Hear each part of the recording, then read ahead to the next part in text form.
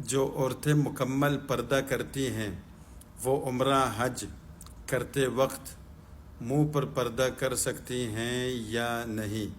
اگر نہیں تو کیوں؟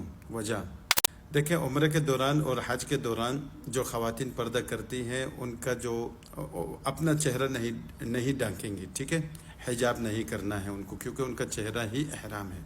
وہ خاص طور پر جس طرح مرد احرام باندھتے ہیں نا، 2 چادریں، اس طرح عورتیں نہیں باندھتی ہیں۔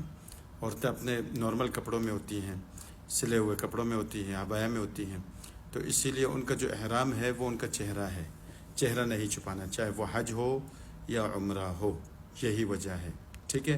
اور اگر چھپا لیا تو پھر اس میں تفصیل ہے، کتنے دیر تک ڈھانکا تھا چہرہ، 1 دن، 1 رات، یا تھوڑی دیر، یا 1 گھنٹہ، وہ پوری تفصیل ہے۔ پلیز جا کے ویڈیوز دیکھ لیں، انشاءاللہ آپ کو سمجھ آ جائے گی بات، ٹھیک ہے۔ آپ نے جو پوچھا ہے وہ میں نے آپ کو بتا دیا، نہیں ڈھانک سکتی کیونکہ ان کا چہرہ ہی احرام ہے، عورتوں کا چہرہ ہی احرام